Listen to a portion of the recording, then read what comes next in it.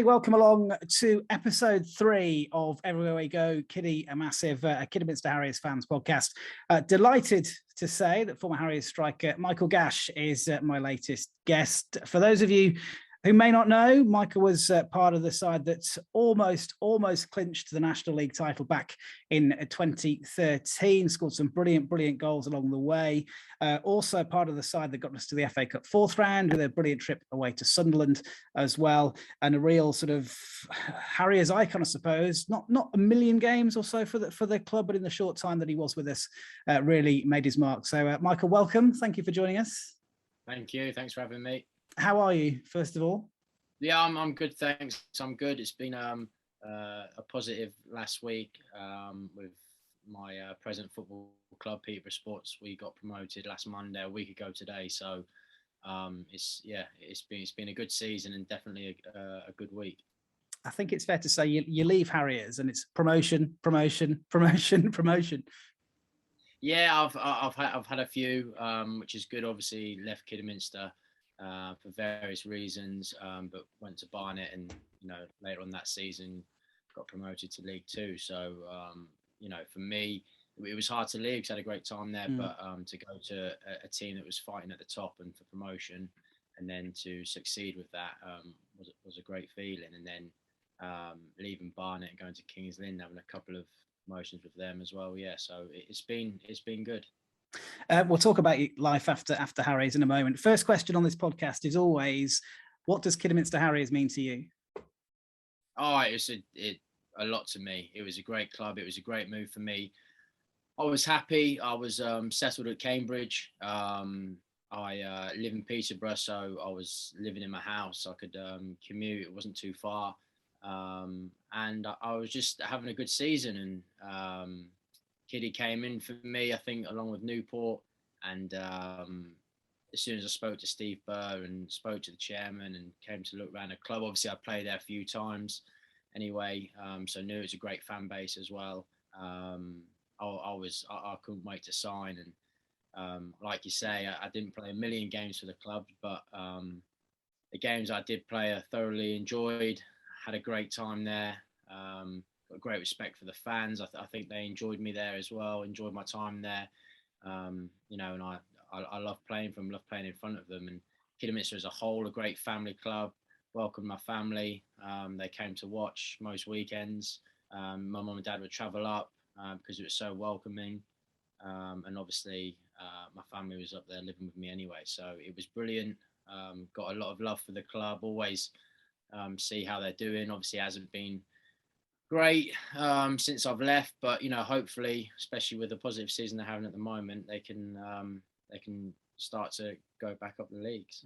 I always wonder with excuse me, I always wonder with footballers before the interest from Harriers was put to you, what your impression was of Harriers, because you would have played obviously against us a few times. From the outside looking in, what were your impressions of the club and what sort of standing does it have?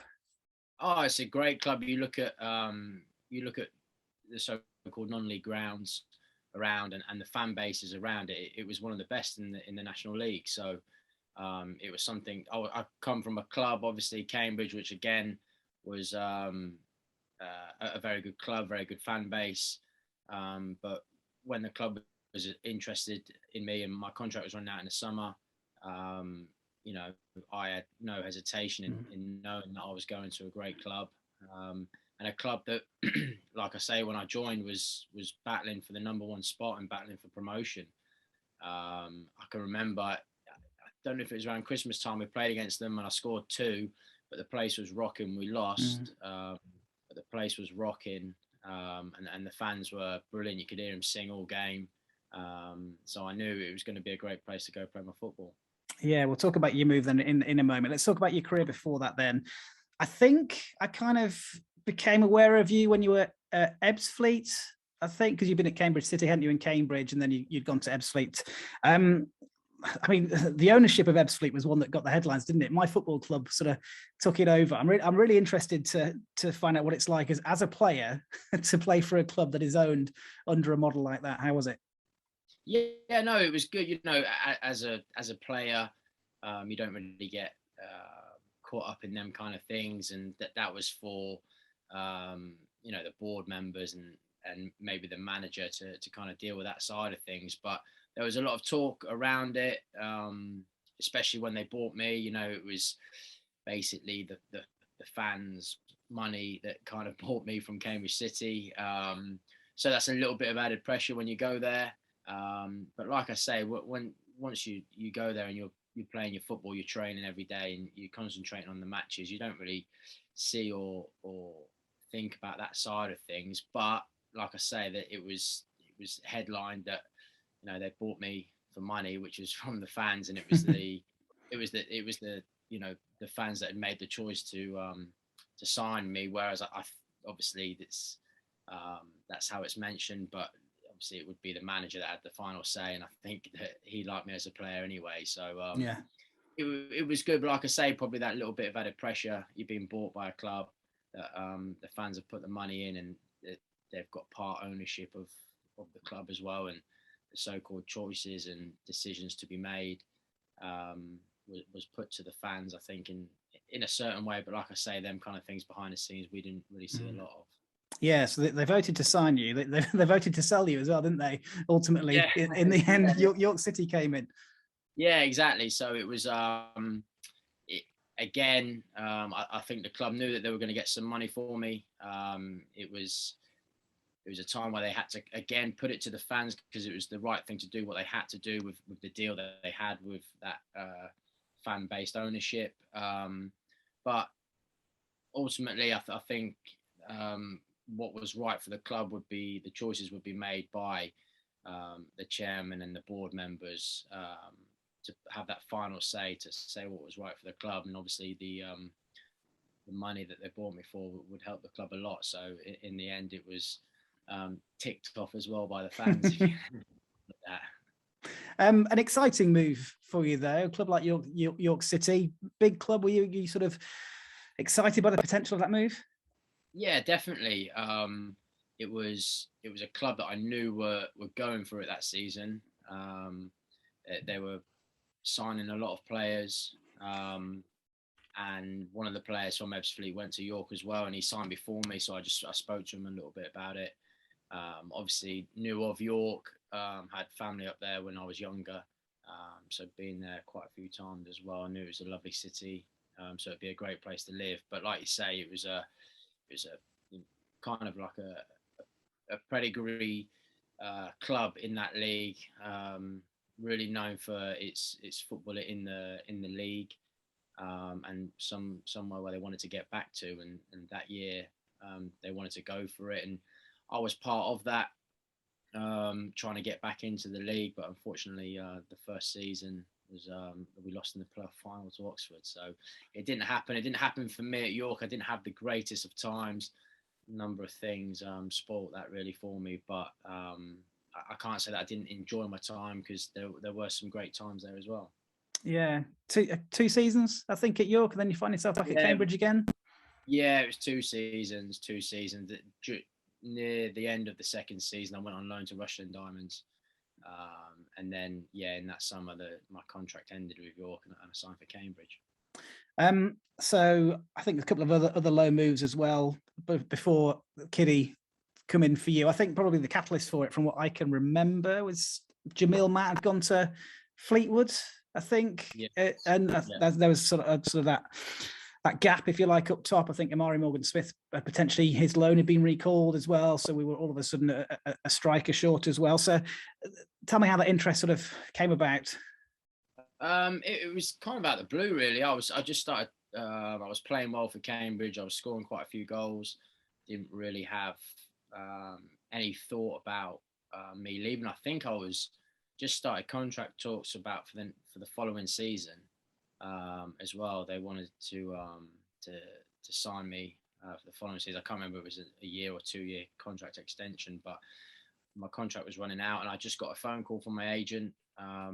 And I don't know whether one club triggered the other club, but he just said, "Look, you've got two clubs interested in you, and both of them want you straight away." So I asked who it was, and it was Kiddy in Newport. Newport manager was Justin Edinburgh. I played with him at Rushden towards the end of my time at York. So yeah, both clubs wanted me. My agent said, look, they're both willing to pay. You can only go on loan from now until the end of the season, but they're both willing to pay a loan fee, which gives Cambridge money, and then both offering a 2-year contract from next season. So it was kind of down to me and my choices.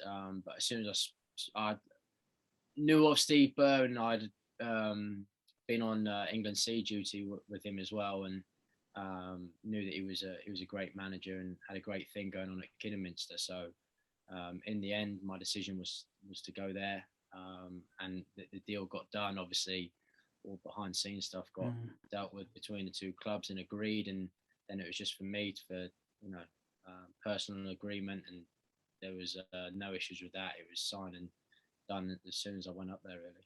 Yeah, we'll talk about Steve Burr in a moment. He may have put a question via me to you a little bit later on, so we'll go into that as well. I mean, as you say, a club that were flying. As a fan, it was a brilliant time to be a Harriers fan. The style of football that we were playing, that the amount of wins, the amount of goals that we were scoring. Were you aware of the start that we'd had that season? Because we'd lost the first 5. I was. Yeah, I was.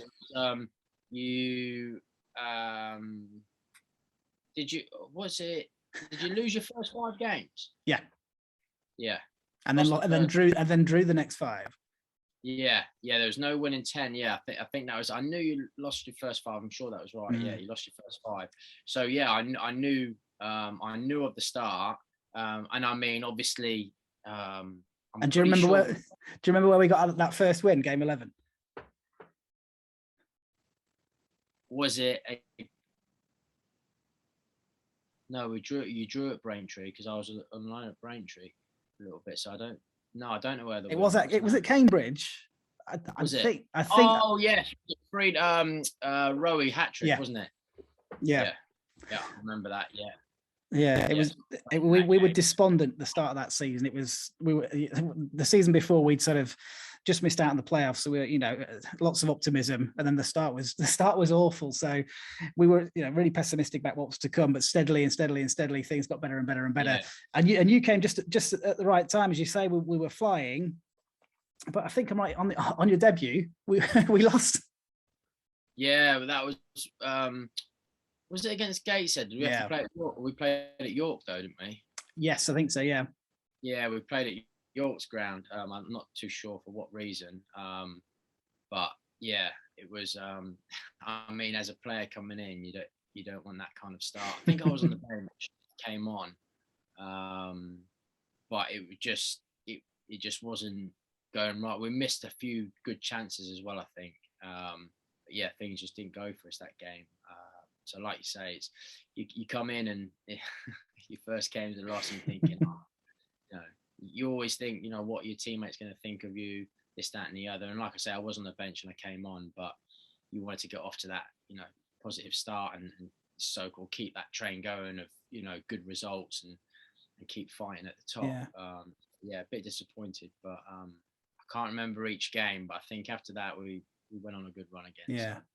When you come into a side that's doing so well, particularly, I think, a player in your position as well, what's the pressure like? Well, yeah, there's a lot of pressure, because not only have really they've bought you for money, like a high profile signing to come in and help the team get promoted. That was what the club wanted, and fighting at the top with Mansfield, and obviously a few other clubs when I joined still in the mix. So there is that pressure on you, and as a striker, that your job really is to put the ball in the back of the net. I feel like I've got other attributes to my game, but when you're coming in as a striker, that's what the fans are looking for, really. And obviously coming in, and Malbs has scored a lot of goals, and I knew that the so-called big man, small man partnership could work well. But again, there's no time to kind of gel or learn how each other play. It was straight in, because it's halfway through the season. So yeah, a bit of pressure, but I think that when you go in, you kind of want that. You don't want to go into somewhere where you just feel comfortable. want to prove yourself. You want to, make sure that you prove your worth and the make the manager know that he's made the right decision by bringing you in. Yeah, well, you went on to score 5 in 5 on the back of that that defeat against Gateshead. So that release, I suppose, once you get that first goal, must have been huge. Yeah, definitely. It's you've always got that, like I say, that added pressure as a striker, that your job mainly is to put the ball in the back of the net. And once you do that for the first time at any club, especially when you've been signed, it is that little bit of relief and gives you that extra confidence. You're positive about how you're playing and how you can help the team even more, and maybe you can just relax that little bit more, so you're not maybe so tight or tense about, I've got to get this goal, I've got to get this goal. It's done, and now you can just concentrate on helping your team, and obviously still scoring goals, but that maybe a bit of pressure on your shoulders is just lifted, and that helps you. Yeah, and if you weren't scoring goals, you mentioned him then, Anthony Malbon was. Yeah, exactly. It was great to play with Malbs, and before I got there, he was already scoring goals. A great natural finisher, aggressive in everything that he did. And if he got a chance, 9 times out of 10, the ball would end up in the back of the net. Yeah. Why did that partnership work? Because I think I could be wrong in this. I think in that season, you probably only played about 13 games together. But that partnership for Harriers fans is an iconic one, I think. Yeah, no, it's just one of the things. It just worked. I think, like you say, before Jamil Matt was in there, and obviously they were playing together. So again, that big man, small man partnership, and I think it just worked for us. We read each other's game well, and like I say, there was no selfishness about who's going to score the goals or anything. It was just we wanted to score goals, but we wanted the team to win. So as a partnership, you work hard together, you work well together, you encourage each other, and that paid off for us. And from when I signed, we hit the ground running, really. Yeah, Paul has got in touch. He says to ask you, about that partnership. Was it natural? Did you have to work hard at it? Or he said the words he uses here, it felt almost telepathic to him. Yeah, definitely. I think it was one of them. It just worked. It was quite a natural relationship. Like I say, I came in, there was no time to gel really. There's no pre-season or anything to work together and work on things as you would do as a partnership. We just kind of knew our roles in the team. We knew our jobs, and we knew, we felt we were both good players and we could help the team in different ways. But we did that really together in everything we did. And like you say, it could be classed as telepathic, but he would know that I would, maybe win the majority of my headers, or if it's coming into me, hold the ball up and set someone else, and then they could slide him through and he'd make runs off me. So yeah, it just worked really well. And like I say, if Malbs was given a chance in front of goal, 9 times out of 10, he'd put it away. Yeah. Are you surprised his career didn't kick on? Yeah, it was a shame, because obviously after that great season that he had, you're thinking, we're going to come into the following season, obviously a little bit of disappointment with not going up. But like I say, a good pre-season and working together even more on the training field, thinking we're going to have another good solid season here, and maybe both score a lot of goals. But unfortunately, it just didn't really happen. Malbs was like in and out the team, and then it was a shame that we didn't really carry on what we started in that half a season from when I joined. Yeah, let's talk about that season then. You missed out on the final day. I mean, I don't think I've seen as many people in Aggborough as there was for that game against Stockport. It was ridiculous, wasn't it? Finished the season 93 points, bearing in mind that you didn't win until game 11, is a ridiculous achievement, isn't it? What was the atmosphere in the dressing room like after that? How much did it hurt to miss out on that final day? Yeah, it was gutting, really, absolutely gutting. Because, like you say, I'm not too sure. Did we finish one? We finished 1 point behind Mansfield. Yeah. So you just look at that start of the season. You have one win, one win and an extra draw in one of them losses, you win the league. And you look how far the team had come from then to that final day. Of course, it's disappointment, but the players had to look at themselves who had been there from the start to pull yourselves up from where you were to where you finished is, an incredible achievement and something that I would never see any other team ever doing, really. Having 5 points after 10 games and then finishing second and losing out on the title by a point. I don't think you can look at yourselves other than have so much, pride in what you've done and what you've achieved. Like I say, a big disappointment. I think the Mansfield game was an earlier kickoff because I can remember half watching it in the change room, I think, before our game. And we knew, I think it was that game anyway, we knew that they were 1-0 up by the time we went out to kick off or something like that. There was a delay, wasn't there? There was a delay, I think, in the Stockport game, wasn't there, because of the crowd issues? That might have been it. Yeah, that might have been it then. Yeah, so it was, it was disappointing. But you have to look at, like I say, what the club had achieved, what the players had achieved from the start of the season to where we finished. And like I say, if things were a little bit different, we probably would have been looking at the league title, but it wasn't to be. And then you have to go into the playoffs, and unfortunately, that didn't work out for us either. Yeah, how difficult was that to lift yourself, and how big a role did Steve Burr and the management team have to play in sort of? You've almost got to park the disappointment of missing out on the title on that final day to a degree, or you've also got to use it, I suppose, as motivation for the playoffs, haven't you? Yeah, exactly that. And Steve wouldn't have come into the changing room with his head down or anything like that, because that's not what the players needed. Steve would know that, and I think he would probably feel immensely proud in his players and his achievement from the beginning of the season to where we finished. So it's one of them, lads kind of unlucky, but we've got a job to do now, and we've got a job to go and win them playoffs, and we'll go up that way. So there was nothing but positivity from the management team. And like I say, the playoffs is a lottery, really. And on the day, it's just who performs better. And unfortunately, Wrexham performed better than us. Yeah, I think it's hard to argue against them deserving it. The first game at the racecourse, you were on the score sheet, of course. It was a late 2-1 defeat, wasn't it? We went a goal down, then we got a penalty in the second half. I think Mark Anthony was fouled, wasn't he? And you were the one who stepped up for it. As a penalty taker in a game as big as that, are there nerves? Yeah, of course there are. It was a packed out house at Wrexham. I think it was on TV as well. So it's of course there is that pressure, the nerves of all eyes on you. You should score.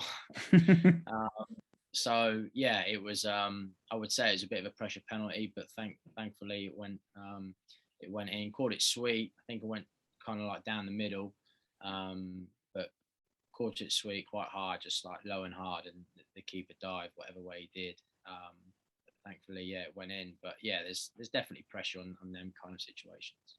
Yeah, and we obviously concede late to be 2-1 down going into the second leg at Aggborough. Brilliant atmosphere. We fly out the traps, don't we? In that game as well. It's proper gung ho, I think, from us at the start of that. Shea, I think, almost scores. You clip the post, I think, with a header as well. And then Brett Ormerod, from where I was sat, anyway, is at least a yard offside for their opener. Surely, I still cannot work out how that wasn't given offside.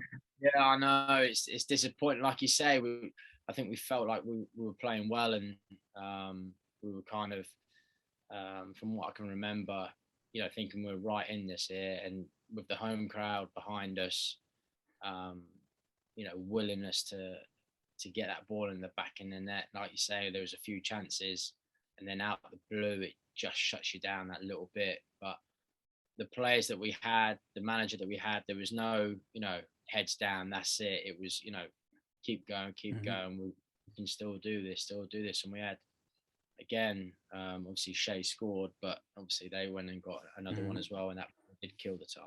Yeah, I mean, look, I was looking back at the goals the other day, and you've got the offside decision. You've got an own goal, particularly from Varney, because that free kick comes off him, doesn't it? It goes past Danny in goal, and then Josh gives away the penalty later. It's just, if everything conspired against us. Yeah, exactly. And them thing, you just think it's not our day. They do just go against you. And it is unlucky that one, the so-called Varney own goal, it's just unlucky. But it's one of them things in football, and it's really disappointing, because you even know if you win that semi-final, you've still got one more game to go, and it's going to be a tough game. But you're going to Wembley to play, and it would have been another great achievement for the club, for the players, the management, the fans. It would have been great. But yeah, it just wasn't meant to be. Yeah. How good was that side? Because even now, I can pretty much reel off, I think, that starting 11. So Danny in goal, Varney, Mickey Dimitri at the fullbacks, Shea, Josh. There was Keith, obviously, in the middle, James Vincent, Marvin Johnson, yourself, Miles. It was so much talent in that side. How good were they? And where does that side sort of stack up against the sides you played with before and since?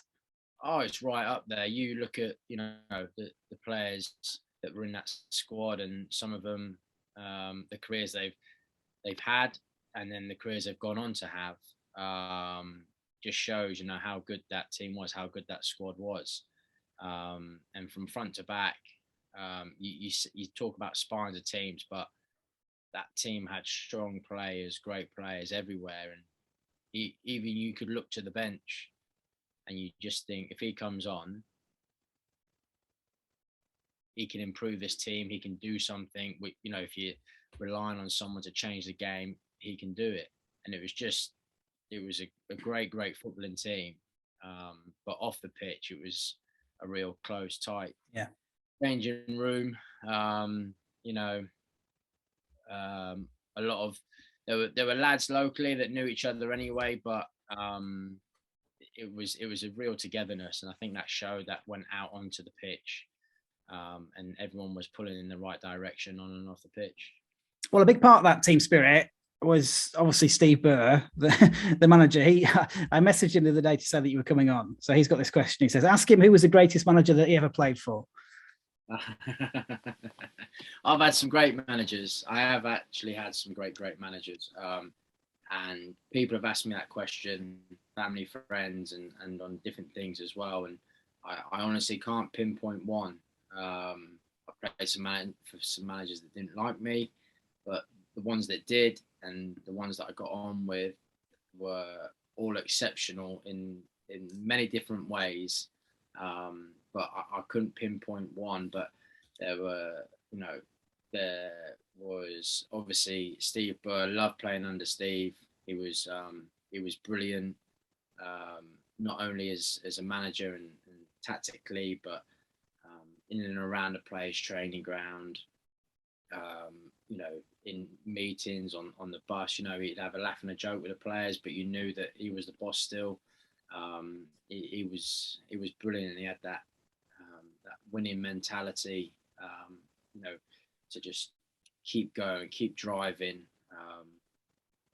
And like at all clubs, there's players that aren't happy when they're not playing, but he seemed to, keep everybody happy, keep everybody, pushing in the right direction for what we wanted as a club, to be successful. And that's hard to do, especially players that are a little bit unhappy, either being on the bench or maybe not in the squad. But you looked around that dressing room, and there wasn't people moping about or heads down if they weren't in the starting 11. And that comes from the manager. That's knowing, as a player, you're not involved today, or you're not in the starting 11, but the manager still believes in me, still believes I'm a good enough player to play for this football club. And he had that in abundance, Steve. So he was great to play for. And like I say, I had other managers, Liam Day, Martin Foyle, Martin Allen, Justin Edinburgh. They were all great managers for me, and they all gave me a help in in where I had been and where I was going. They all helped in a different way, and stuff absorbs in your mind if you take it in, if you want to learn from them. Had Ian Culverhouse at Kings Lynn. He was brilliant. And now my new manager, Jimmy Dean. Everyone's different in their ways, but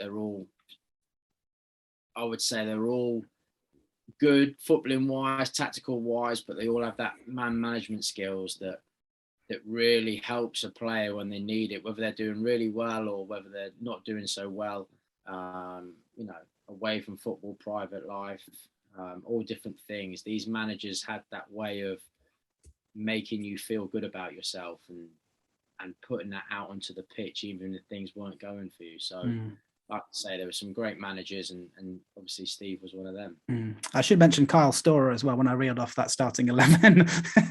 He might give me some grief if he ever comes on the podcast for not naming him. Can you name the best player in that side? Is that a bit unfair of me?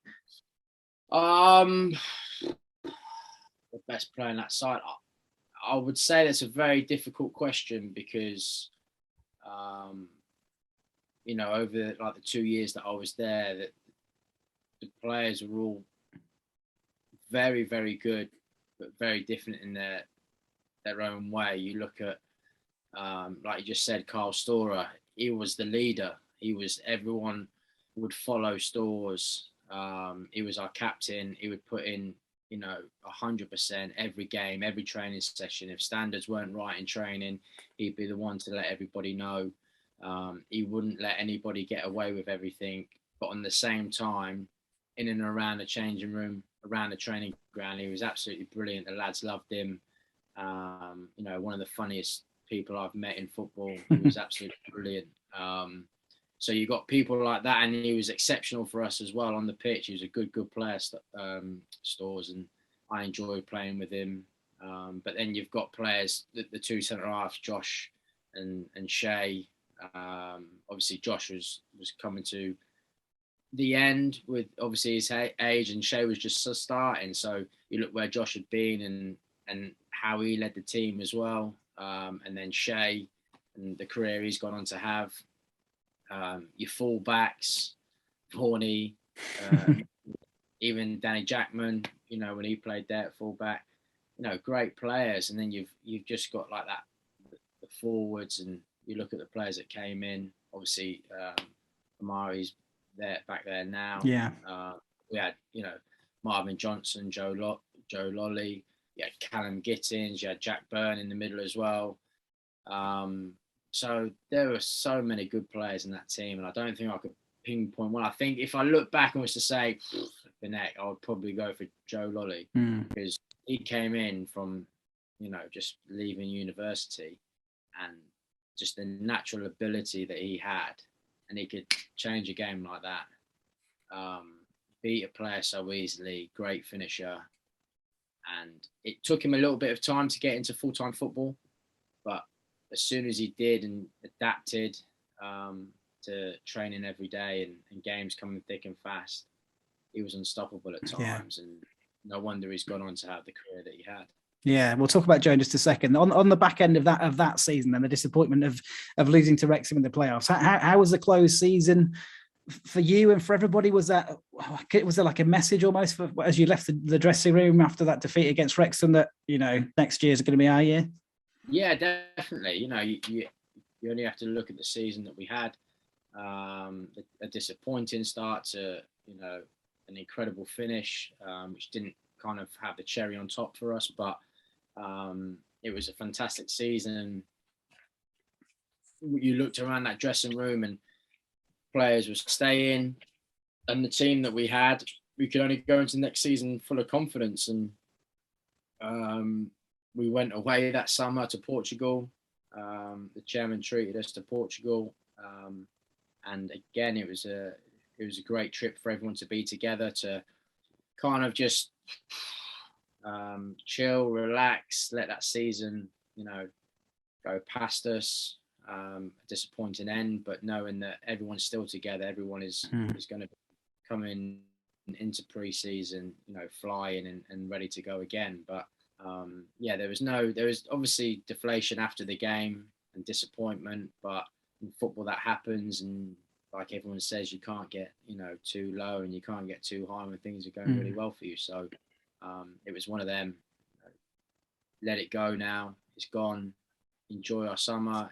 Enjoy everyone being together in Portugal, which we did. We had a great time, and then back to work come July. Yeah, and the optimism I think was there from the fans because there wasn't any high-profile departures. I don't think James Vincent, I think, had gone to Scotland. Obviously, Keith Briggs.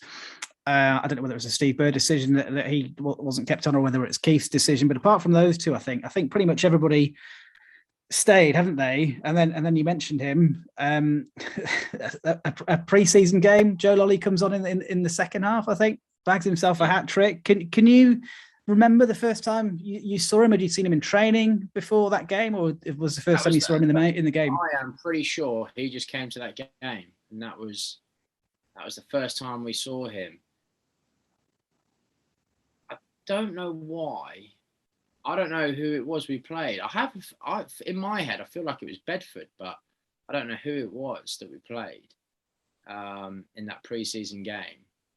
And he came on and scored a hat trick. I don't know, within 20 minutes. And one of his goals, he beat about 6 men. It was an unbelievable goal. And you're just thinking, who is this? Because especially at non-league level, you get a lot of trialists coming in summers, people, agents that, maybe aren't exactly agents, just trying to get players into clubs to, for anything to happen. But you'd have to speak to Steve. I don't know how he got hold of Joe, or someone may have put his name forward. But since that day, I mean, that's changed his whole life, that game, that one game. Didn't mean anything pre-season friendly. Pretty much, I think it's one of them where you look at him and you just go, Steve must have thought we've got to sign him. He might not be ready this moment for the National League, but we can bed him in, and you just look at his natural ability. It was outstanding, and that's exactly what they did. I think they signed him not long after that game. And then obviously he was part of the team. He came in, and like I said, I don't think he started every week at the start, but Steve bedded it in very well. He got on really well with the lads. He was a local lad. I think he's a Villa supporter. And he just went from strength to strength, took everything in his stride. Nothing fazed him. He would get fouled a lot. He'd get smashed. And he would come in on a Monday morning and say, I don't know if I can train, got a dead calf. And, people would say, you've got to get on with it, kind of thing. But he adapted really well, and he was sensational for us. And he got his move, and he's just gone on from there. Was there a real buzz amongst the squad after that pre-season game? Are you looking at each other thinking, who the heck is this? We've got, like you said, we've got to sign him up. I know the fans were thinking that. Were you thinking that as well? Yeah, definitely. I think, like I say, he's someone that had come from, just playing locally or playing for his university, I think. But it's one of them times where you just think, we've got to sign him. Surely we're going to sign him. Even though he was a very slim boy, and you think coming into the National League, it's just kind of, it's physical, it's tough. You've got to be fit. So, like I say, you would have to adapt to that. But he had no problem in doing that. He obviously believed in himself, believed in his ability, and worked hard on other things to help him, get into the physical side of the men's game. But I think we all looked at each other and thought, we've got to sign him. Surely you'll sign him. Sometimes it pays off. Sometimes it wouldn't. It could have gone the other way. But like I say, Steve's a great manager, and he did what he had to do with Joe. Obviously, did the right things. They had a great relationship, and Joe went on to be successful for us, and then obviously successful for everyone else. But I always remember Carl Storer saying in the changing room, can't remember what game it was. It must have been one where Joe did really well. he said he's going to play in the Prem, and obviously he did. But you just knew, just like some of the stuff he would do, is just looked so easy for him, but to us, we were like, how have you done that? Or how easy it was for him to beat a man when he cut in from that right and just beat a man or two. You just knew he's shooting here. It's probably going bottom corner, but yeah, he was absolutely brilliant for us. Yeah, I think we've got Steve Guinan to thank for Joe Lolley coming to the club, because Steve was, I think he was coach of Great Britain Universities, which Joe played for. They played a game, I think, and possibly in the Far East, I think. And I think it must have been through Steve Guinan that obviously Joe sort of got that chance in the pre-season friendly. So we can thank Steve Guinan for the arrival of Joe Lolley. Yeah, obviously you mentioned that he played in the Premier League. Luckily enough, where I am, I used to work for BBC Radio Leeds, who covered Huddersfield Town. So when Joe got his move to Huddersfield, I was really excited to see what he could do. I think I was there when he made his Premier League debut, which was like for a Harriers fan as long as I've been, it was sort of a real sense of pride for me as well. And I remember I wasn't at the game, but I remember listening on the radio when Joe scored that Premier League goal against West Ham. Yeah. And the goosebumps sort of going up and down as I was listening on the radio to hear somebody who you'd seen in a pre-season friendly against Cinderford, it might have been, I can't remember who it was against, to then less than 3 years later, possibly 3-4 years later, to score in the Premier League against West Ham was just unbelievable. Yeah, it is, and it just shows how he'd gone from, like you say, university football to playing in the Premier League within 3 years. It shows how good he is, but it shows obviously how he wanted to be a footballer, and he'd been given a chance at a non-league club. I think he would have seen, like everybody else who signs for Kidderminster, it's a great non-league club, it's a great ground, you've got your own training ground, things are done right, great fan base. So he's taken that opportunity, and all he's done day in, day out is work hard to get where he wanted to be. And obviously you can't get any higher than the Premier League. And all that's, down to him, his ability, his attitude, the way he would train every day. Obviously, especially I'm going to speak of the times at Kiddy, but and the mentality he must have had to know that how good he is at football, but to know he might have to adapt to a few other things, or go in the gym, get a little bit stronger, whatever it was he needed, he did it to get where he wanted to go. And you can only applaud that, and he deserves everything he's got, and obviously he's had a great career. Yeah, are you in contact with him? I've spoke to him a few times. So obviously he's at Forest now. One of my best friends signed for Forest a few years ago, and Luke Steele, the keeper, him and Joe got on really well. So we played with me and Luke and Joe and his dad, or another one of Joe's friends. We've had a few rounds of golf. And my sister lives in Nottingham, and she's a Forest supporter, and she had my son earlier on this season, and she took him to the Forest game, and Joe sorted the tickets out.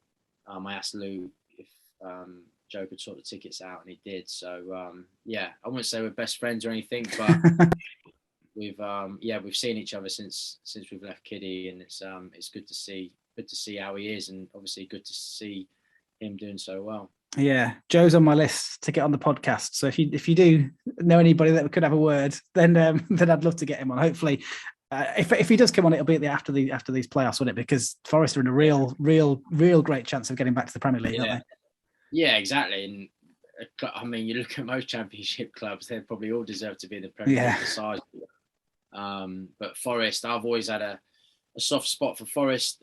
Always loved going to watch them. Like I say, my sister was a fan, and she still is a fan. She doesn't really go to many games, but we've been to a few Forest games, and it's a great club, and the size of it, the fan base, just everything.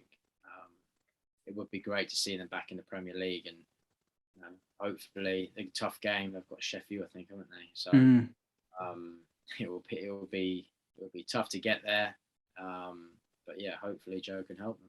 Yeah, fingers crossed. Fingers crossed. Let's talk about the season then, when Joe sort of made his mark for us and then kicked on. That season, it sort of started inconsistently. I think you scored on the opening day in that win against Gateshead. Results, though, I think were inconsistent. Form sort of started to pick up September time, from what I can remember.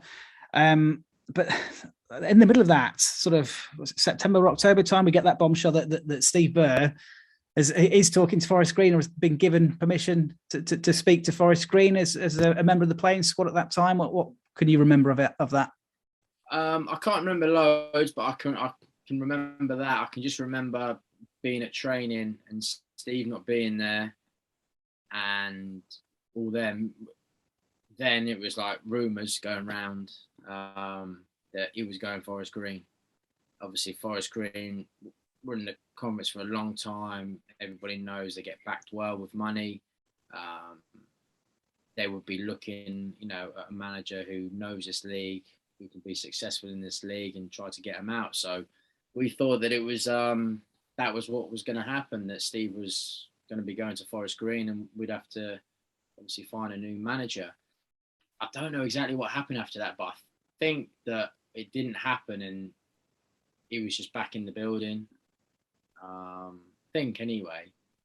Yeah, I think because he was supposed to be at the Barnet game, wasn't he? He was not banned from the Barnet game, but I think Gary Wilde took the Barnet game, didn't he? We played Barnet away, I seem to remember, and Gary took it, but then Steve was then back after that. It was from the squad point of view, I suppose. Is that weird that your manager, who everybody likes and respects, and is behind the great success that you've had, to then sort of be in talks with a rival club, but then to come back? How did that affect maybe the way things were?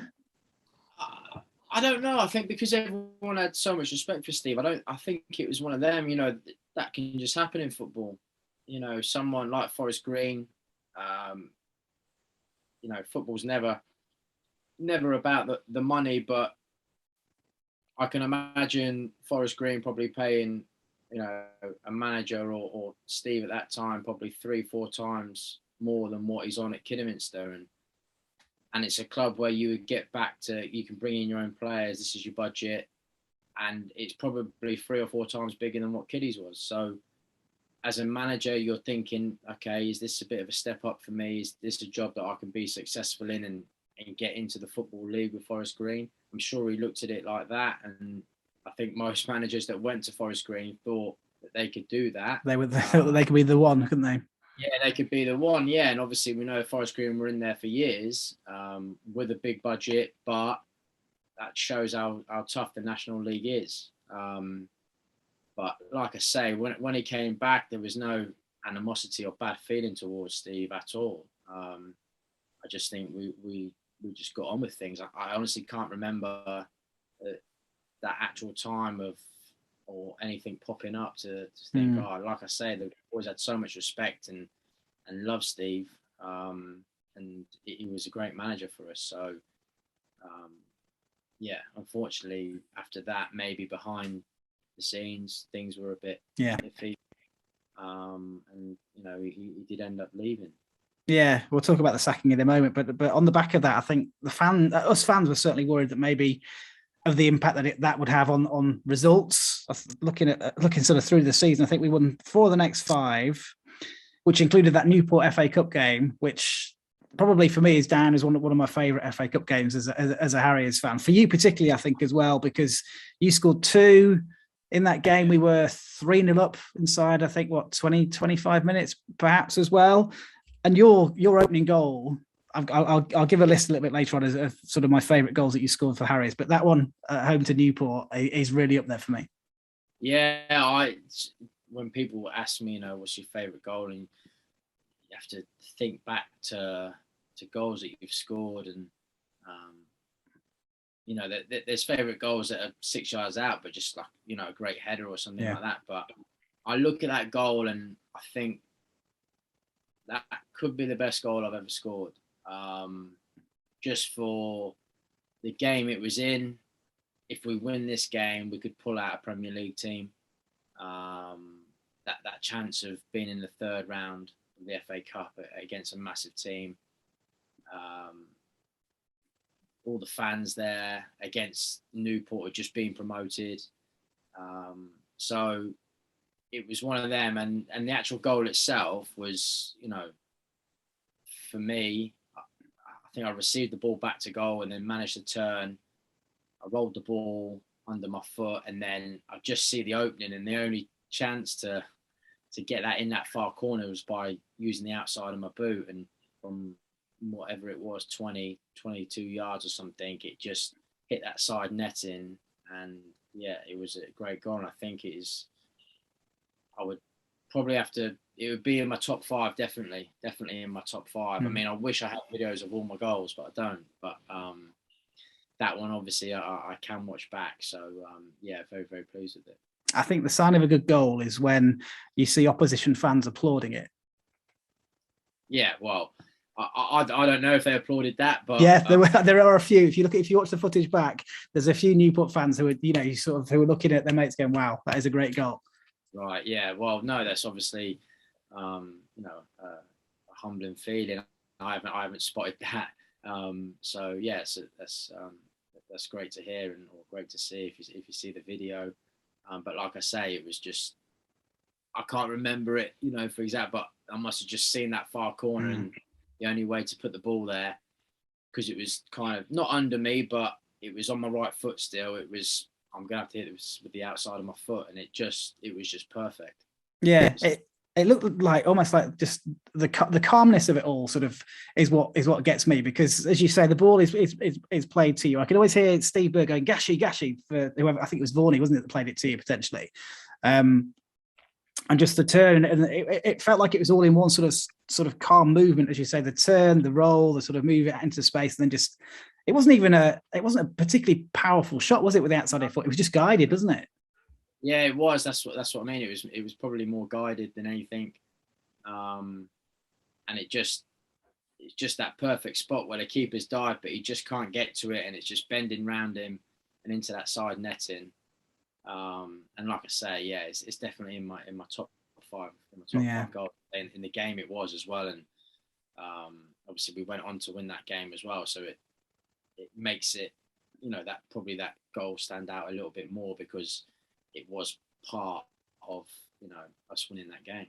Yeah, you scored 2 in that. I think you scored a second half free kick as well. Callum Gittings got 2 as well, and it was a big part of an FA Cup run, which then took us to Peterborough at home as well. I mean, if you're going to use the phrase "goal mass scramble," I think you're going to know what we're going to talk about now, because that has gone viral to a degree as well. Just that sort of that scramble as we defended against Peterborough. I mean, that was a brilliant result as well in itself, just to get that draw, which led to another historic moment for you and for the team to get the win to take us to Sunderland. That first game at home to Peterborough United, what do you remember of that? To be honest, I don't remember too much of it. I do remember that goal-mouth scramble, and obviously that, like you say, that was it's been across a lot of social media. That, you know, that 15-20 second clip. How the ball didn't go in, I'll never know. But that just shows you the tiniest things in football. If that ball goes over the line, half a foot over the line, that changes everything for the club. You know, for me personally, I don't go to my hometown club, play against them in the FA Cup third round, score, knock them out, have all family and friends in the Kiddy end, in the Peterborough end, and then go on to play Sunderland away.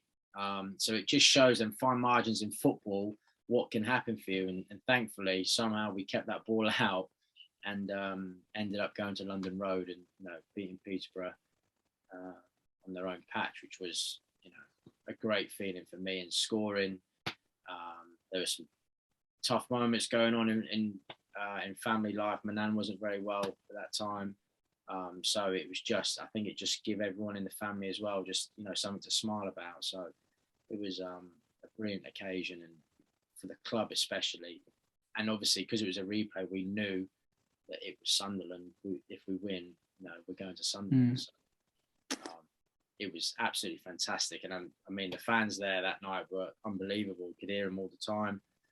and then to celebrate with them after was, there's no better feeling than that. Yeah, we'll go into that game in more detail in a moment. But the first game, the Peterborough game at Aggborough, was Steve Burr's last game, wasn't it? Because between the Newport FA Cup game and Peterborough, the form had been patchy. We had that 6-0 away at Luton, which was tough to take for a lot of people. But to hold a League One side as they were, then I think they were, at home, and potentially have a replay against Peterborough to give you a tie against a Premier League side, to then, I think my dad phoned me up to tell me actually that Steve had got the boot the following Monday, I think it was, after that first game. What was it like again as a player? Did it come out of the blue for you as well?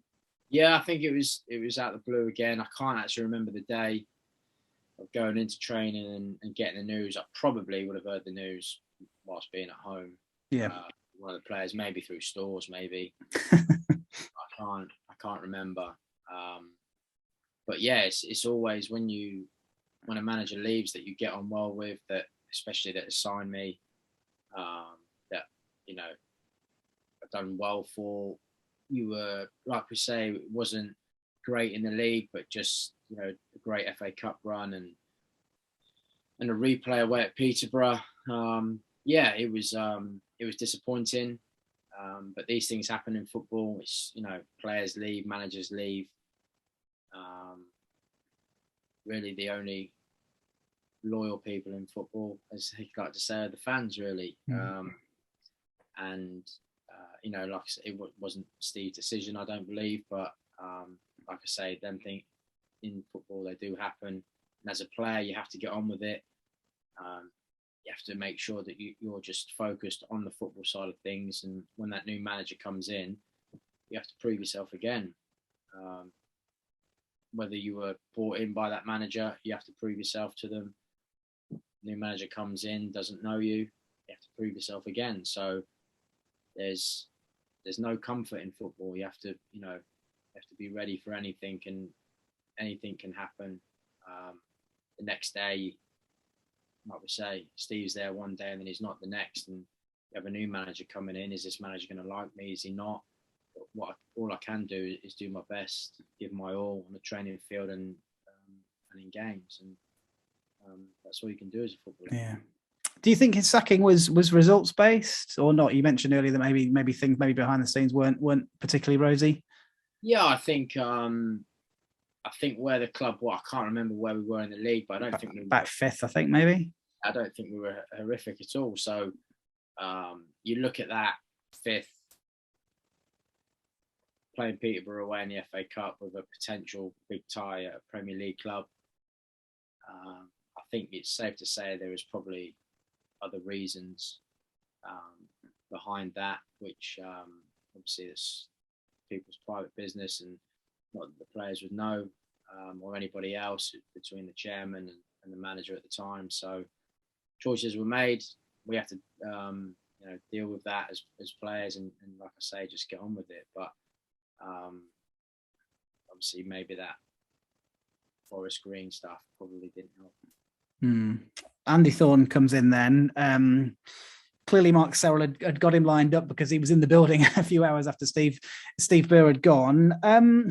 How different is it for as you mentioned it there about having to prove yourself again, I suppose, that you've got somebody in Steve Burr who everybody loves, got the respect of all the players as well, playing the football that all the fans have really enjoyed as well. Andy Thorne comes in. I never met him, only seen the interviews that were done, but from the outside looking in, very different to Steve, it seemed. Yeah, it was very different. But like you say, a new manager coming in has to, put their stamp on the team, has to show the players that, I am the boss, to get that respect first from the players. And I think as a manager, it must be so hard as a manager once you've got that. And I think as professional footballers, you would always respect your manager anyway. But once you've got that, that's when you can maybe settle down a little bit as a manager and pull players in and talk to them, have meetings with them, have a bit of a laugh and a joke with them. But until the players know, I'm the manager, I'm the one you respect, I'm the one you listen to, I think, managers have to do that to stamp their authority on the club itself, really. But Andy was a good manager. He had his own methods, his training sessions were good. Brought in his assistant as well, and there was no kind of moping about from the players. Like I say, you've got to impress this new manager. Players that weren't playing have got a supposed fresh start.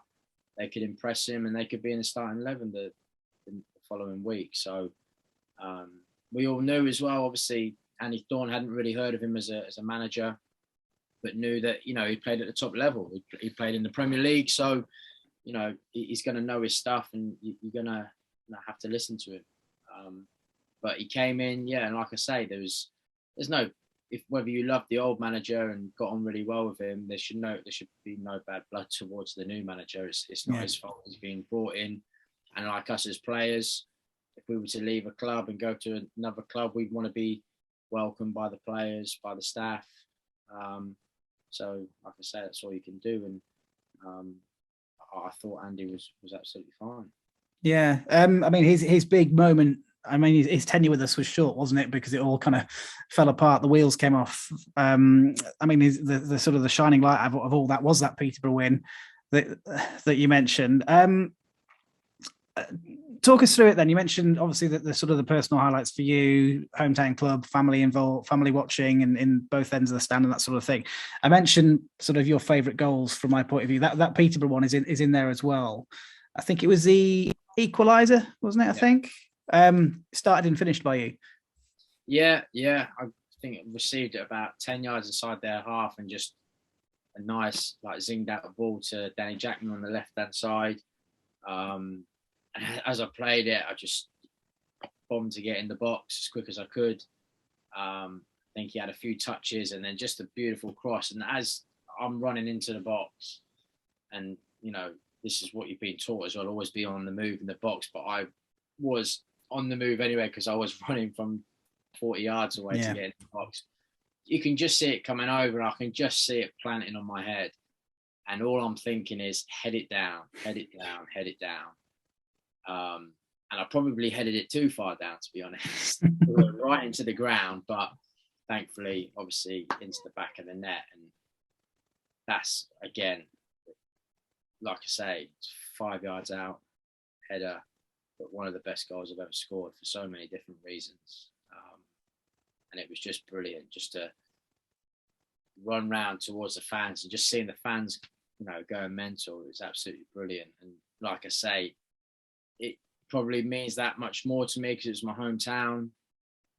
Like I say, things going on in personal life, and just to kind of give everyone a lift, but to help the team achieve what we did that night and be part of it. Obviously, that goal stands out even more for you when that goal means something in that game. And it was just brilliant. It was just, a tiny snippet of an unbelievable match, game, performance by each and every single player that night. Yeah, it was a catalyst, wasn't it? It was the equaliser, and then I can't remember the timings of the goals, but obviously Jack got the goal that put us 2-1 up. Joe, I think, had played his part in that, got the assist before Jack fired it in. They then get a penalty, and then Joe Lolley does the business. Yeah, exactly. And you look at that goal. That was, and even the assist, like you said, Joe cutting in. That was not to say that Joe didn't do anything else, but that was Joe's season. On that right hand side, you knew that he could go on the outside of his man and beat him and put in a cross with his right foot, but you knew 7 or 8 times out of 10 he was beating his man by cutting inside, breezing past him with ease. If someone else comes across, breezing past them and having a shot from 20 yards. And like I say, most of the time it was on target, and he scored many a goal like that. But that one at Peterborough, went in at the near post, and thankfully sent us on our way to Sunderland. So like I say, each and every player that night, as a collective and individually, the performances were so high that it was a very, very happy but very tired dressing room. Yeah. The heavy pitch as well that night, I can remember. It wasn't the greatest, but what a night for us as players and as a club. And obviously, like I say, to celebrate with the fans, that's what football clubs are made for the fans, and it was absolutely brilliant. Yeah, sent you on your way to Sunderland. It sent him on his way to Huddersfield, didn't it? Because that was his last game for us as well. Was that being talked about in the dressing room? Because it was well known, wasn't it, that Huddersfield were in for it? Yeah, I think you have lads would have a bit of a laugh and a joke with Joe, to say kind of where you going. Oh, we've heard it's here, we've heard it's there. You joke about the other side of things, and like the money you're going to get and everything like this. But at the same time, the lads would only congratulate him and shake his hand and say that it was fully deserved. No one else has got himself that move except for Joe. Like we say that, I mean, he couldn't go out in better light really by scoring the winner against Peterborough as his last game. Yeah, I mean, it was brilliant for him, obviously, brilliant for us as well. Sunderland away then. What was the buzz like ahead of that? I always remember sort of obviously all the media was there. All the media was done in the executive suite, wasn't it? I think ahead of the game as well, to sort of accommodate the number of media that were interested in it. I remember as a fan going up, and the only sort of disappointment for me was the sort of the number of empty seats, the sort of lack of interest from the home side of things. Yeah, I think it's hard, isn't it, really, when a Premier League club are drawn at home to a non-league team. I can't remember the attendance. I still think there was maybe 20,000 there, but it's a 40,000 seater, I think. So as players, you're probably not expecting it to be full, but you're still expecting there to be thousands of fans there. And obviously the Kiddy end was sold out up high, and it was 5,000 Kiddy fans there that day. So that was brilliant. But like you say, the buzz leading up to it, that week, going into training, knowing that you're going to play, at the Stadium of Light, the amount of fans that are going, like I say, all the media around it coming in after training, and going upstairs and doing all this media stuff for this one game. I think we had the Sun newspaper sponsor our kit for that day, so we had all the kit pictures and everything like that. So it was manic, but it just was all part of that massive buzz for the club, and especially for the players, knowing that we were going there. But like you say, it would have been brilliant to have a packed house, but again, I can't remember how Sunderland were doing in the Premier League at that time, but you kind of know that when you're going to a Premier League club, if you're a non-league team, it might not be a sellout, unless maybe it's one of the big clubs, and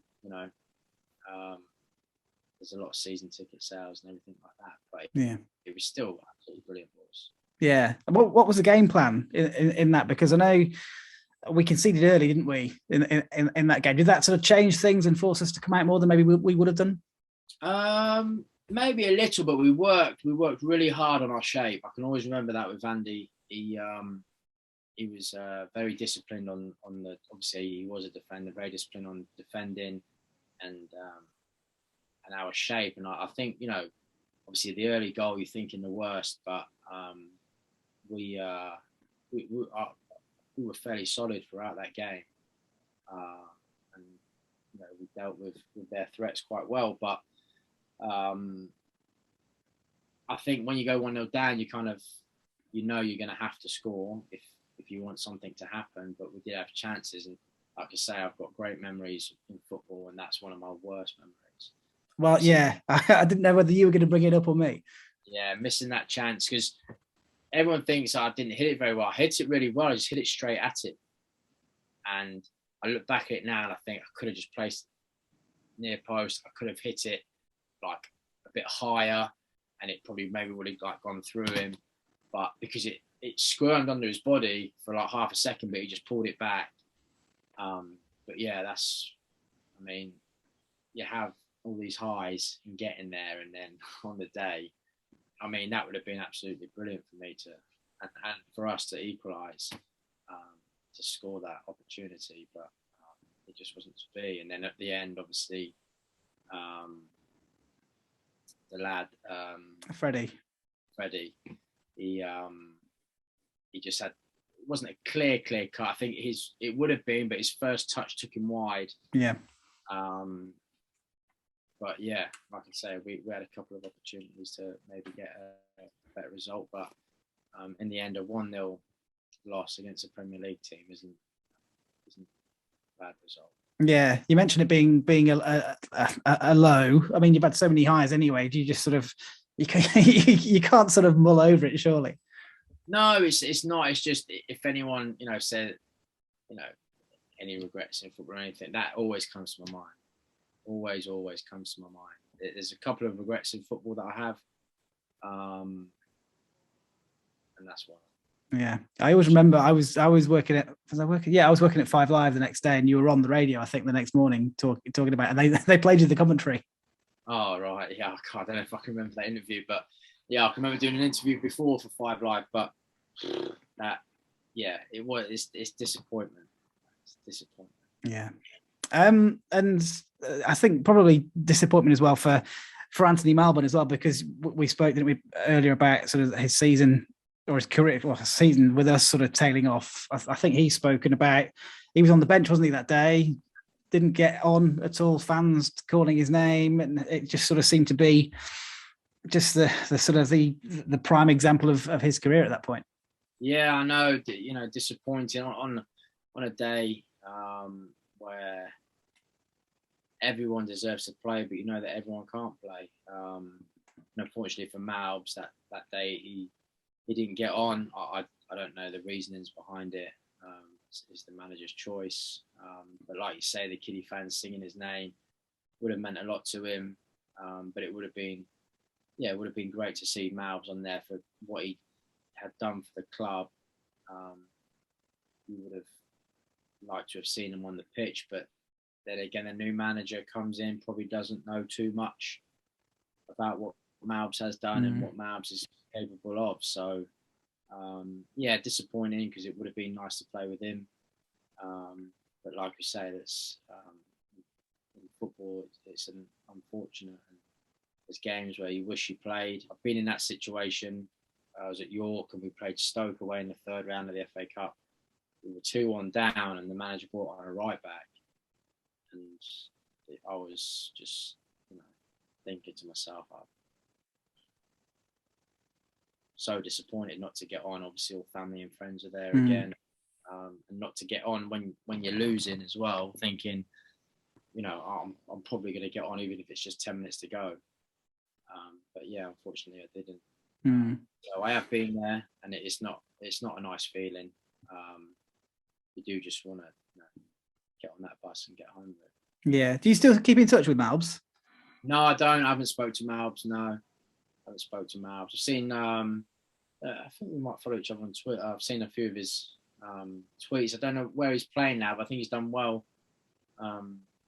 Yeah, he went to Kidderminster for he's been there a good long while. I think he became their record goal scorer and was, he's an absolute cult hero there. But I know he's left recently. He's joined somebody else recently. But yeah, he's had a good career below Harriers level. It was just that disappointment, I think, from Harriers fans' point of view, given what he did in that 12-13 season, that it didn't happen for him. No, yeah, and it's disappointing. It's like you look at that season. I look when I go there and play with him, that we're going to have a great partnership next year, and hopefully do even better as a partnership, as a team. But unfortunately, it just didn't work out, and it's such a cliche, but that's football. That's what happened. Things change so quick.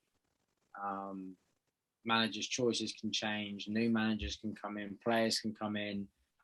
A player could come in your position if you were injured or something, do really well, and then you see yourself sitting out. It's it's what you have to deal with in football, and just unfortunate for Malbs that following season, he just didn't really get the game time that he wanted. Yeah, and then after Sunderland, the wheels well and truly come off, don't they? Mark Serrell leaves. Results have been really poor. Mark Serrell leaves, sort of citing abuse from a certain number of Harriers fans, and Andy Thorne sort of follows relatively quickly after that. What was behind it? How bad was it at the time to be part of that? Yeah, it was crazy, really. It was mad. Again, everyone has their own agenda, and they might know different things to what I know. Um, but as a player, as part of that club, I couldn't say a bad word about Mark. He brought me to the club. Um, he gave me a great deal to sign there. I was very appreciative of what he had done for me, along with Steve. But obviously things just got too much, and he thought the best option for him was to leave the club. And I think you look back now, for the club as a whole, that was probably the worst thing that could happen, because it did kind of fall down from where it was possibly going to where it ended up. And like I say, I don't know the ins and outs of the club, and from the chairman down and the board members, I don't know it. But losing Mark, I think, when you look at it from the outside and actually take a step back and take emotions out of it, it was probably a bad thing for the club. Yeah, I think some might say losing Steve before that was probably maybe the catalyst for it all going wrong, potentially. I think so, and I think obviously when you've got a manager that the fans love and they've seen success, and they want it to continue, and they want the club to progress, and then that manager leaves, is sacked for whatever reasons, there's going to be a bit of a backlash. That's how it works. That's how life is. Sometimes if something happens that you don't like, there's going to be a bit of a backlash. And I think from what I remember, Mark took a lot of that, which I see as maybe a little bit unfair, but I get the reasonings behind it. I do.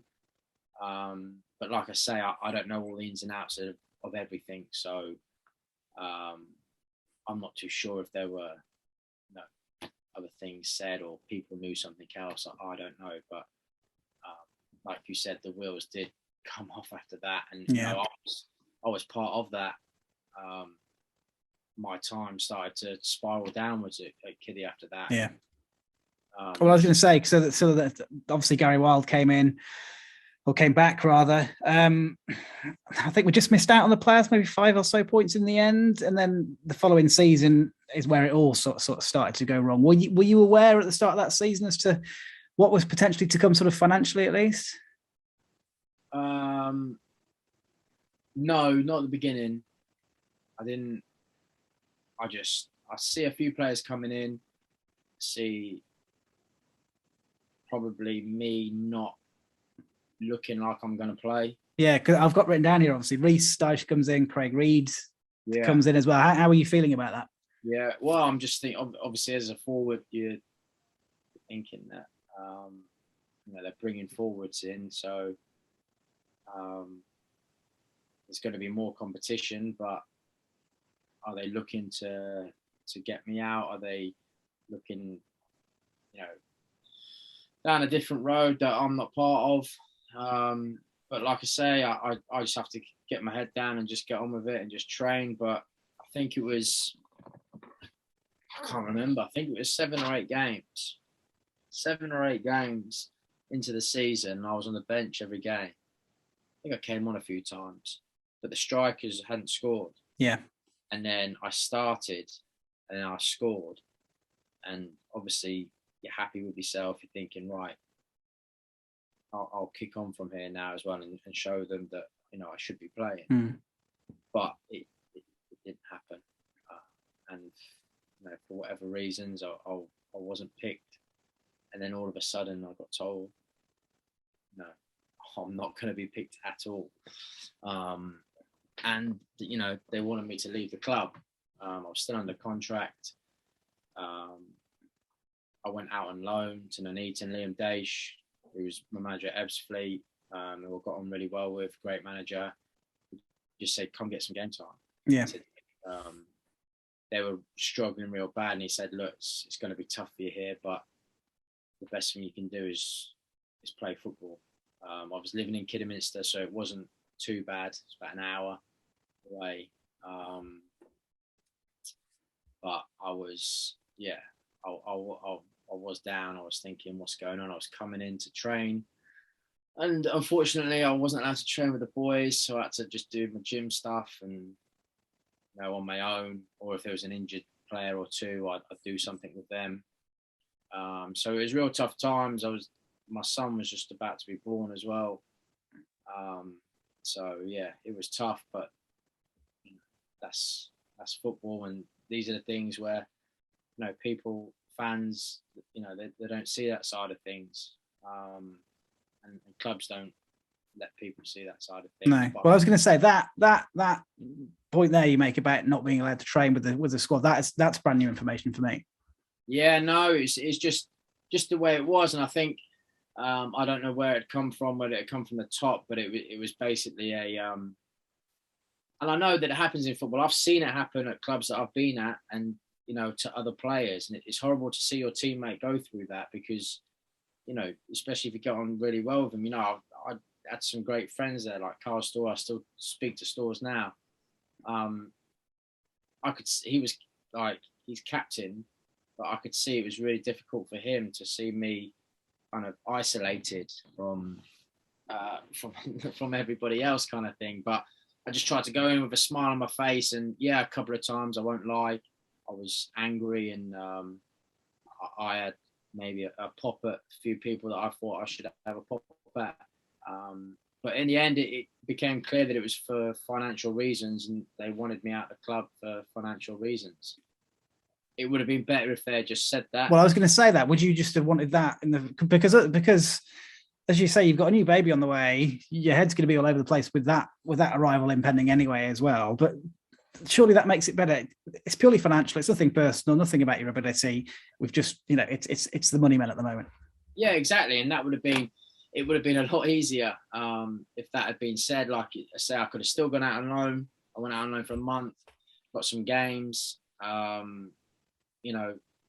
They would have paid part of my wage, Nuneaton.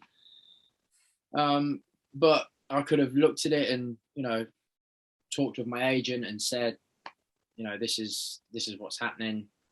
He could have been on the phone to people, and it could have been sorted a lot better and a lot smoother than what it was, because, I got on really well with people in behind the scenes and everything. The receptionist and everything like that, got on really well throughout my years there. Then new staff came in, and then I felt, maybe I was a little bit barricaded with stuff that wasn't my fault, and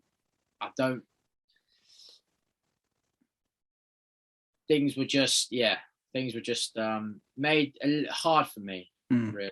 And I don't have any. I know that's football. I know things happen, but like you said, if someone had just got me in a room and said, "Look, Gashy, we'd love you to stay, but we need to get so many off the wage bill, and we need you off the wage bill," I would have said, "Look, that's fine. Obviously, I'm not just going to rip up my contract, but yeah, I'll help you as much as you can help me. I'll put, my agent and everything will do stuff for me. You can tell clubs that I'm free to go."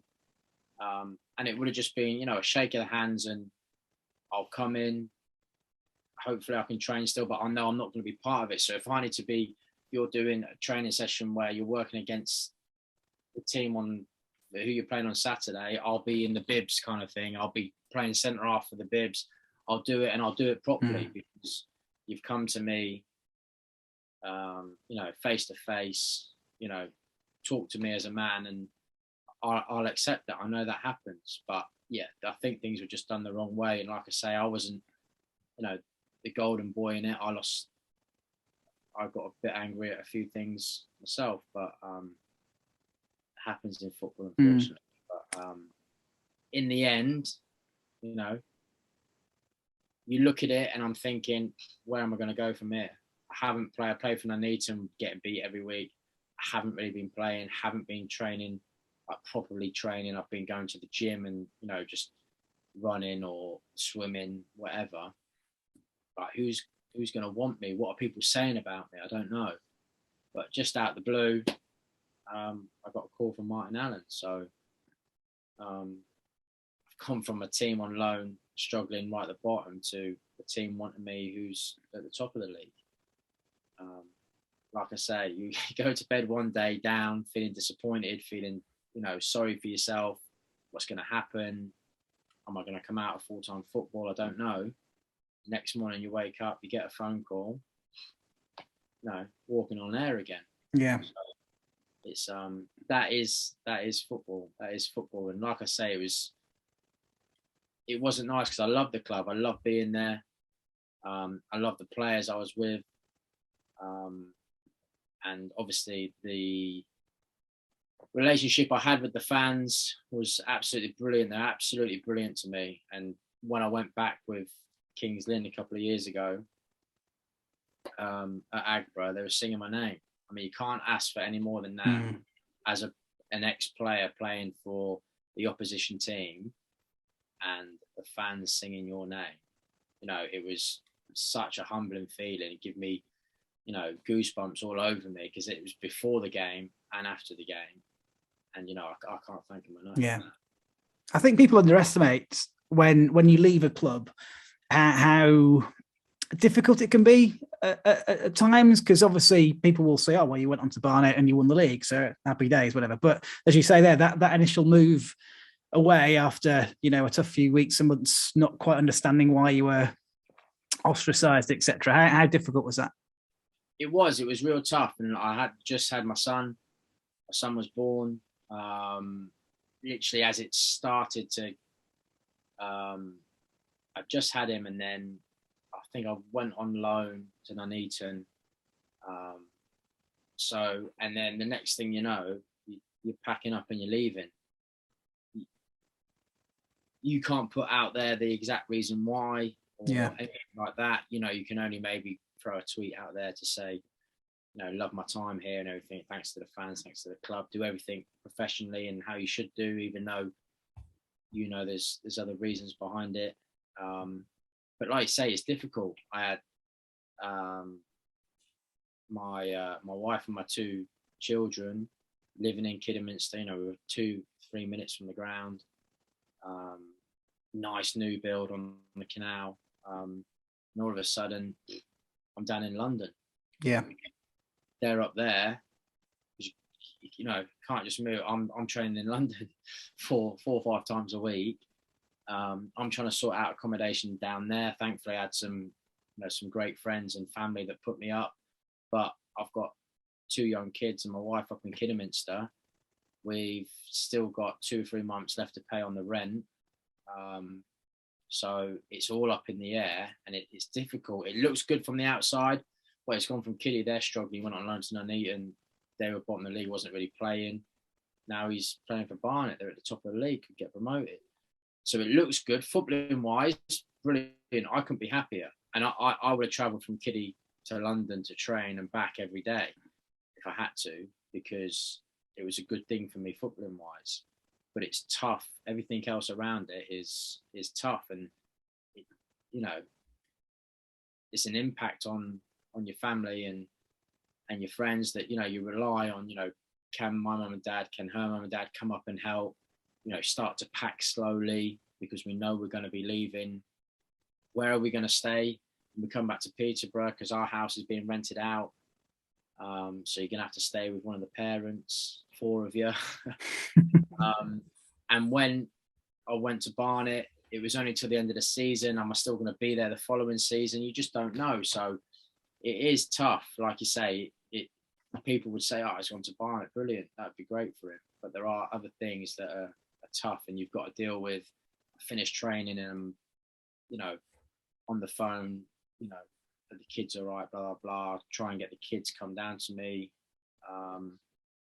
and stay. The wife and kids come down and stay in London for a couple of days.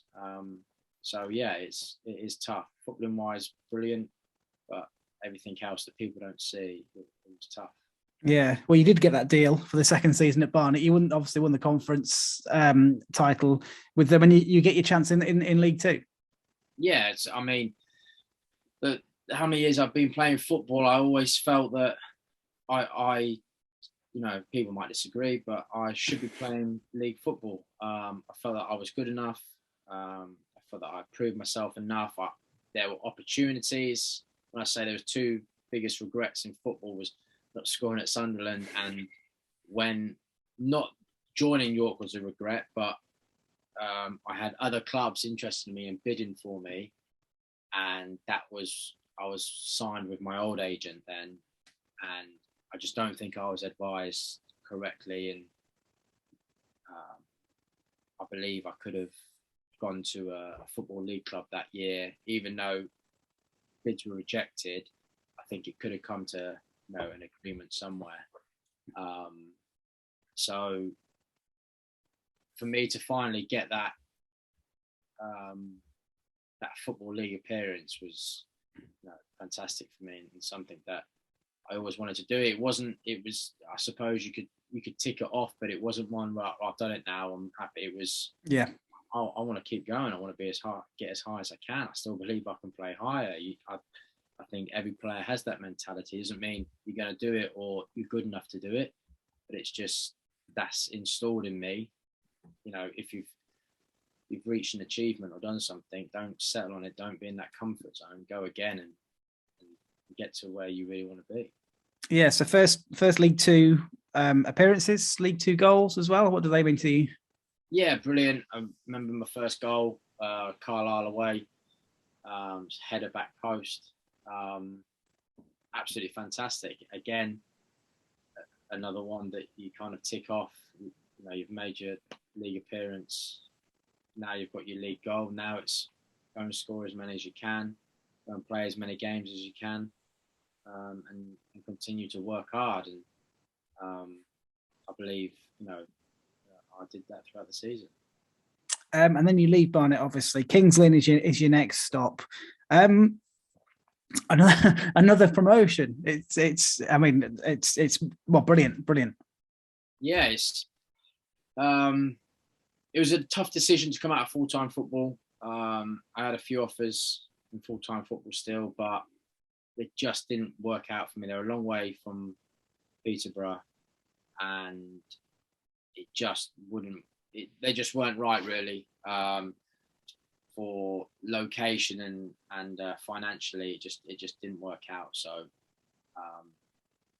Kings Lynn offered me a great deal for part-time football.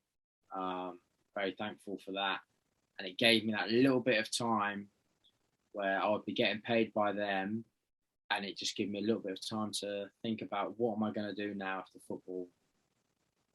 What job am I going to get? Where am I going to go? And I was doing bits and bobs for people I knew, and then my friend just said, "Come and try this out as a tree surgeon." So I went and did that, and obviously I haven't looked back since then. But like I said, the Kings didn't offer me a great deal, and spoke to the manager. Obviously knew of him and who he was, and then went there and enjoyed my football so much.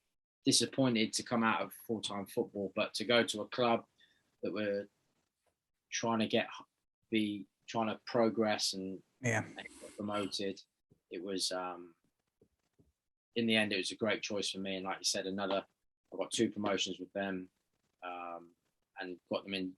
We got into the National League, which they'd never done before.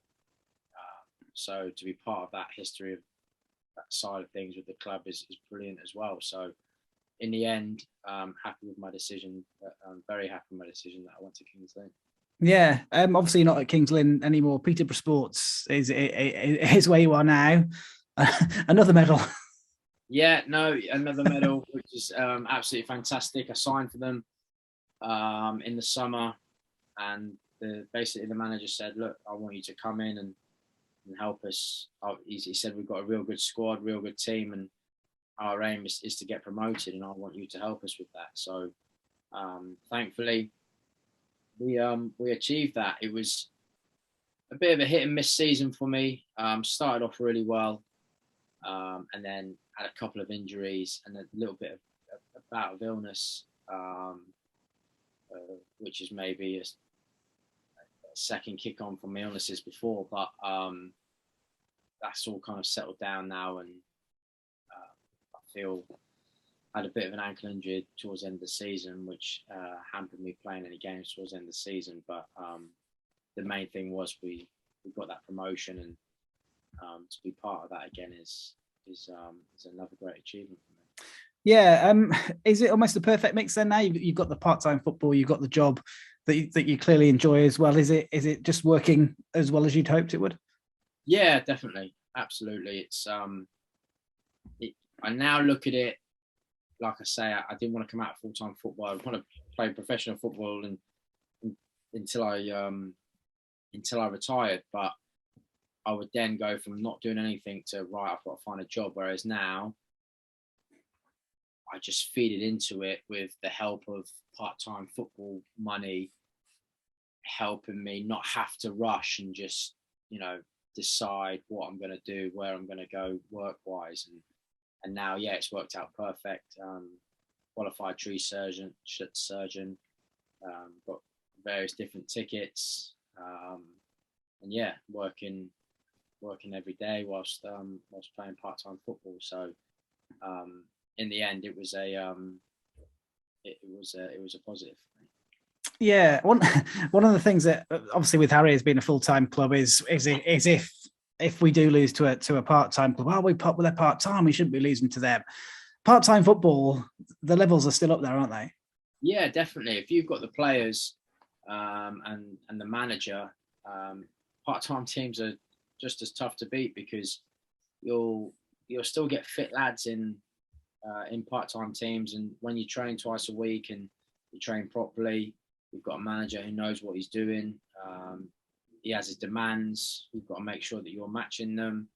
You demand from each other as players.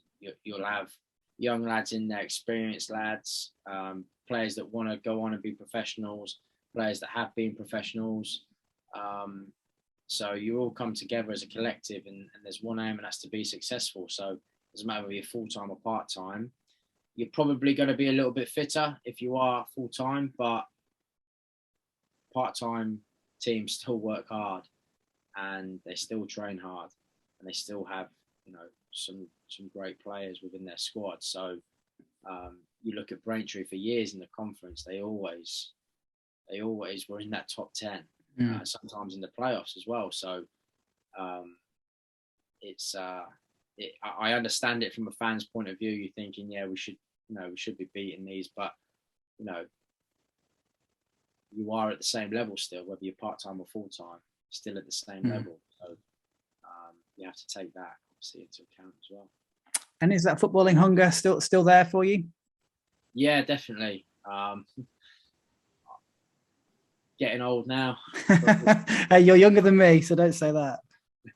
But yeah, definitely. Like I say, I had a bad ankle injury this season, and that hampered me a little bit. And then I did the other ankle a little bit towards the end of the season, but I still feel like I can play. Obviously, we got promoted to the National League North, so I still believe I can play at this level. I can give something to my team. I can improve my team, and that hunger's still there. That hunger will still be there when I can't play, and I'll have to do something with it. But yeah, I still feel good enough in my body and to make sure I keep fit over the 2 months that we're off, have a little bit of a rest for a few weeks, and then kind of get back into it, because it is harder to stay to keep the weight off, especially when you get older as well. So I'll be working as hard as I can, but the hunger is definitely inside me, and I don't think that will ever go away. Yeah. Are you have you got sort of coaching ambitions, management ambitions at all? I think so, yeah. I haven't done any of my badges. I've kind of just thought I'll just concentrate on my football, and just let that finish when it finishes first. And then I think I would like to get into it, but I'd want to do men's football if possible.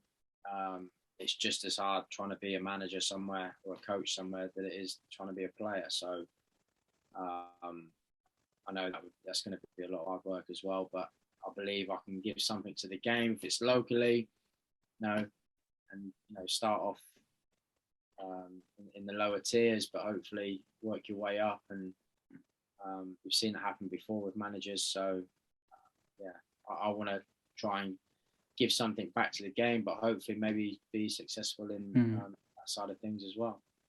We'll finish with some. I put a post out on Twitter about doing this with you, so we had a few people put questions my way. Harry says, for somebody who's had as successful a career at our level as you've had, where does your time with Kiddy actually rank? Oh, it's right up there. You look at, like we say, how close we came to getting promoted. And that team that we had, and the players that I played with, the manager I worked under, it was just, in general, just, you know, a brilliant football club to play for, a brilliant place to be. You know, I've made some good friends there as well. Like we say, Carl Storer, I still talk to Stores a lot. I haven't seen him for a little while, but it's just, yeah. If someone says to me, what was your time like at Kiddy? I know that the ending wasn't great, but loved every second of it. And when you have that that relationship with the fans, I always feel that that's important as well. And I know maybe not every player, but you know, players I've played with, they'll always give their time to the fans for a picture, for an autograph, for a chat, whatever it may be. And I believe that I do that, and I think that helps with your relationship. And like I say, when you go out and play for a football club and you hear the fans singing your name, there's you know, there's not many greater feelings than that. And that can be, you know, you could be 3-0 down, they're singing for the team, or they're singing your name. That's, you know, one of the greatest feelings. And I feel that the Kidderminster fans did that week in, week out the whole time I was there.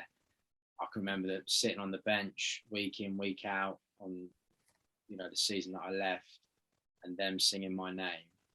And, you know, you can't thank every individual fan how you would like to, but that just shows like I say, the relationship we had. And I think that shows how much that, you know, I love the club, and I love being at that football club and playing for that football club, representing the badge. It was brilliant, absolutely brilliant. Do you still keep an eye on what's happening at the moment? Yeah, I do. Obviously, the cup run was, you know, very much on the media side of things, so you couldn't miss it. But I know they were on a great run as well with that, and then it dipped a little bit. Form a little bit, but obviously into the playoffs now. It's a tough playoffs, that is. I look at it and I just think it could be anyone's. It could be anyone's. And if I had to pick one, I would want Kidderminster to win. It'd be a little bit disappointing, because it would mean I wouldn't go back there if I'm at Peterborough Sports next year. And I would love to go back there, but I would rather see the club go up into the National League, because it's a club that can, you know, hopefully keep kicking on and go even higher than the National League in time. Yeah, it feels like the connection that you talk about there between the players and the fans is back. When I did something with Russ on this a few months ago, and the connection that we have now between the two is like what it was like during that 12-13 season. Just the connection there is just brilliant. I think we're seeing, you know, sort of a what's the word I'm looking for? It is exactly the same. So if we can have sort of, you know, a similar sort of success that you had there, then we'll all be happy, I think. Yeah, and I like you say, that is a big, a major thing as a player, to go out onto that field and know that all the fans want is for you to give 100%. It's for you to give your all. And whether that's win, lose or draw, you know that the fans will support you if you go out on that pitch and give your all. And if you do that, most of the time you're going to come away with some kind of result. Sometimes it's just not going to go your way. It's going to be disappointing. But you do that and you have the fans on your side, and then you have that relationship. You might see him in town. You might see him just go into your car outside the ground, just a little chat, a photograph, whatever. Everybody then feels part of that football club. And if everyone's pulling in the right direction as a football club, really, you're only going to go one place, and that's up. What was your favourite moments in a Harriers shirt? I would say the Newport game. It would probably be that FA Cup run. Really, it would be the Newport game, the Peterborough away game, playing against Sunderland. But then obviously, I enjoyed my volley against Cambridge United. Oh yes, and that season when I joined, just that run towards the end of the season, some tough game. I remember going to Southport. I think it was Southport away. I think it was on TV. I think it was an early kickoff. It was freezing. It was horrible weather. It was a tough place to go. We knew really we had to win, and I think we won 2-1. I think it was 2-1 maybe, or 2-0. But I scored as well, and it was just that was a time where I felt this team, like, we've got something good here. And so many other things. I enjoyed my trip to Portugal with the lads. It was brilliant. There is so many things. Honestly, I enjoy going to training every day, being in and around that club every day with teammates that I got on well with, that you enjoy playing with, but being around. It was just brilliant. Somebody should organise a reunion. Yeah, no, I think it would be a bit of a mental one, but yeah, it'd be good. Well, not just for you guys, but for the fans as well. Like a proper one in the executive suite, like a Q&A and also that sort of thing. I think it would be well attended if it was organised. Yeah, no, that sounds good. I think it would be, because I think, like you say, you do these like podcasts that gives you a little bit of an insight to things maybe you didn't know, and a question and answer where you're not a player anymore for Kidderminster Harriers, and it's 10 years ago, 9-10 years ago, you can be that little bit more honest with your answer, whereas obviously at the time, if someone asks you a question, you have to give the correct answer for you, for the club, a professional answer. Whereas, like I've told you, there was a bit of animosity behind the scenes with me leaving, kind of thing, from both parts, where people wouldn't probably know that. But yeah, there'd be loads of stories, I know that. Definitely. My favourite goals then from you, from a Harriers point of view, Newport, which we've talked about, which every time I see it, I love it. I love watching especially the replays of it as well. The goal against Cambridge, which gave Luton the title. I mean, annoyingly, the footage of it is really poor quality, isn't it? I don't know how many times you've seen it on YouTube, but the way you bring the ball down and, well, just rifle it into the back of the net. I'm surprised that isn't your favourite Harriers goal, actually. Yeah, no, it's up there. It's 100%. It's up there, because, like you say, Danny's just smashed it up the field, and I've just pulled it down the outside of my foot, and it's just into my path on the half turn, just bounced, and I've just hit it. It's just that perfect connection. It's just gone straight into the top corner. Yeah, but yeah, it's definitely up there. Wrexham away in the league, that was one of my favourites as well. The one where Mickey plays it through to you. Yeah. Again, another game which just showed what we were as a team. A big game against a team fighting in and around us as well. And yeah, I think that was the winning goal, wasn't it? Mm-hmm. Yeah. So it was that wasn't long after I joined either. So it was I remember that goal very, very well. Or I can just picture it now, just the keeper standing there. Yeah. Just quick thinking, do I just hit it past him or do I lob him here? Because if you look at it, I lobbed him, and as it was going down, I was thinking, I don't know if that's going to go bounce and hit the post. And you see me, I start to run towards it, and then see, oh no, it's going in, and then run around the goal. But yeah, I remember that goal. It was a nice goal. Yeah, I was watching on TV. It did feel like an eternity from when it left your boot. That's when it hit the back of the net. Yeah, it was. But it was. I was happy with the finish. And the last one that sort of came to mind was a free kick against Lincoln. I think it was against Lincoln. Yeah. An absolute rocket. I was sat in the stand directly behind it. And Yeah. I was with my girlfriend at the time, and I said, "Do you think he'll score?" She went, "Yeah, he'll score from here." I'm like, "Hey, wait, it's miles out. It's miles out." And yeah, no, that was. I think it was. We. It was just rolled to me, wasn't it? I think. Yes. We did that one where we just roll it through. There was three of us, and the other one would roll it through the other lad's legs, and I just come on and hit it, and again caught it so nice, and it just flew into that top corner. But yeah, I remember that one as well. Could obviously we were higher up than where you were, but could you tell as soon as you hit it, it was going in? Yeah, well, when you hit it, you pretty much know that's going in. But I've had a few, not necessarily free kicks, but different things where you think, oh, that's in, and then the keeper comes from nowhere, over or tip it wide. So until it just nestles in the net, you're not exactly sure. But when you hit it, you're thinking, yeah, you just know that it's got a great chance of going in. And that was one of them. Thank you, Michael, for this. It's been brilliant. No problem. Absolute pleasure. Absolute pleasure, Nick. Thanks for having me. One last question. Obviously, it's got a lot of interest, and I sort of like to end on this question as well, or sort of more opportunity for you to sort of give your thoughts to Harriers fans. What would you like to say to them? Never really, obviously only really on like social media or something, but to say massive thank you to every single Kidderminster fan that came to watch me, supported me, gave me encouragement, gave me advice. Just singing my name in the stands was something I'll never ever forget. And like I said before, coming back with Kings Lynn and hearing my name sang,